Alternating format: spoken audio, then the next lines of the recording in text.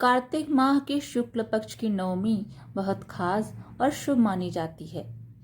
मान्यता है कि इस दिन अच्छे कार्य करने से अगले कई जन्मों तक हमें इसका पुण्य फल मिलता रहेगा।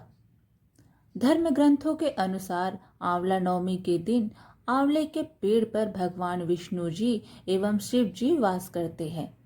इसलिए इस दिन सुबह उठकर इस वृक्ष की सफाई करनी चाहिए। साथ ही इस पर दूध एवं फल चढ़ाना चाहिए, पुष्प अर्पित करने चाहिए और धूप दीप दिखाना चाहिए। शास्त्रों के अनुसार आंवला नवमी या अक्षय नवमी उतनी ही शुभ और फलदायी है जितनी कि वैशाख मास की अक्षय तृतीया। आंवला नवमी की 2 कथाएं हैं जो आज हम आपको सुनाएंगे। तो पहली कथा को प्रारंभ करते हैं। किसी समय काशी नगरी में एक व्यापारी और उसकी पत्नी रहते थे। उनकी कोई संतान नहीं थी। इसी कारण व्यापारी की पत्नी हमेशा दुखी रहती थी। एक दिन उसे किसी ने कहा कि यदि वह संतान चाहती है तो उसे किसी जीवित बच्चे की बलि भैरव को चढ़ाना होगा। उसने यह बात अपने पति से कही, लेकिन पति को यह बात जरा भी पसंद नहीं आई।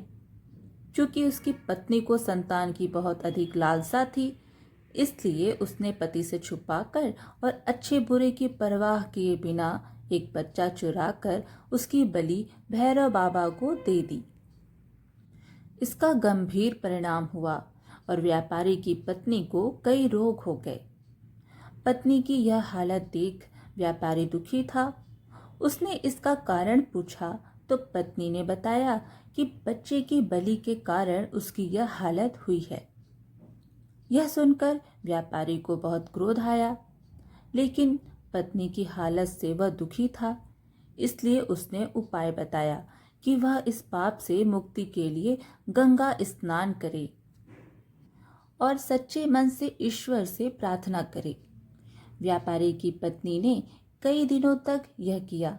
इससे प्रसन्न होकर गंगा माता ने एक बूढ़ी औरत के रूप में व्यापारी की पत्नी को दर्शन दिए और कहा कि उसके शरीर के सारे रोग दूर हो जाएंगे यदि वह कार्तिक मास की शुक्ल पक्ष की नवमी के दिन वृंदावन में व्रत रहकर आंवले के वृक्ष की पूजा करे।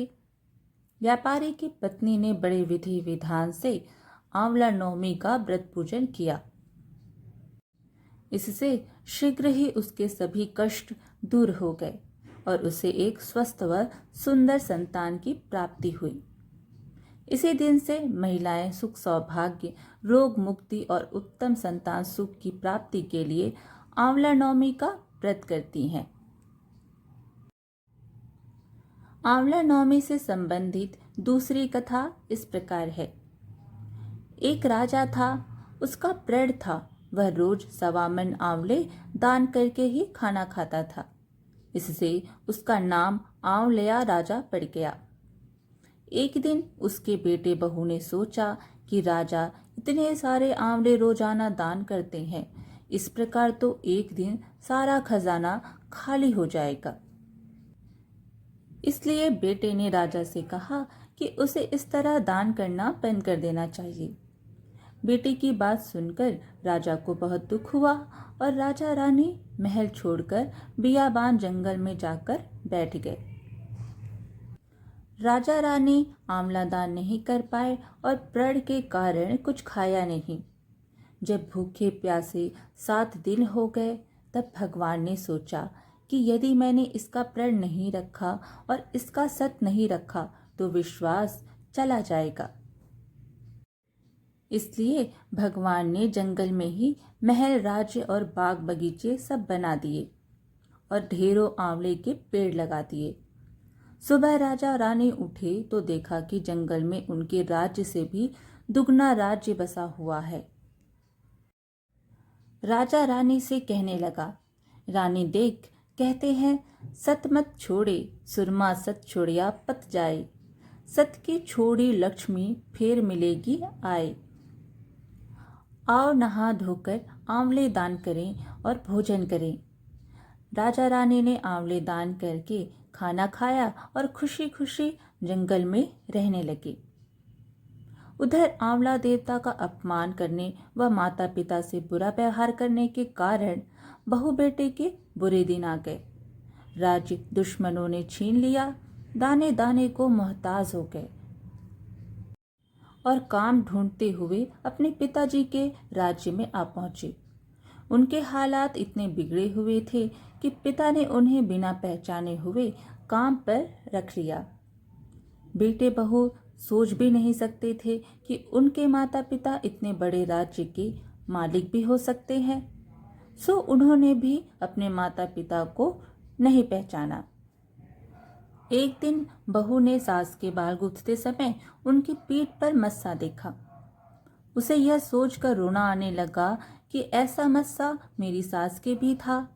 हमने यह सोचकर उन्हें आंवले दान करने से रोका था कि हमारा धन नष्ट हो जाएगा। आज वे लोग ना जाने कहाँ होंगे। यह सोचकर बहू को रोना आने लगा और आंसू टपक टपक कर सास की पीठ पर गिरने लगी। रानी ने तुरंत पलटकर देखा और पूछा कि तू क्यों रो रही है? उसने बताया, आपकी पीठ जैसा मस्सा मेरी सास की पीठ पर भी था। हमने उन्हें आंवले दान करने से मना कर दिया था, इसलिए वे घर छोड़कर कहीं चले गए। तब रानी ने उन्हें पहचान लिया, सारा हाल पूछा और अपना हाल बताया। अपने बेटे बहू को समझाया कि दान करने से धन कम नहीं होता बल्कि बढ़ता है। बेटे बहू भी अब सुख से राजा रानी के साथ रहने लगे। हे भगवान, जैसा राजा रानी का सत रखा वैसा सबका सत रखना, कहते सुनते सारे परिवार का सुख रखना। तो इस प्रकार आज की यह कथा यहीं समाप्त थी। फिर मिलेंगे एक और धार्मिक कथा के साथ। वीडियो पसंद आए तो लाइक ज़रूर करिएगा और चैनल को भी सब्सक्राइब ज़रूर करिएगा। धन्यवाद।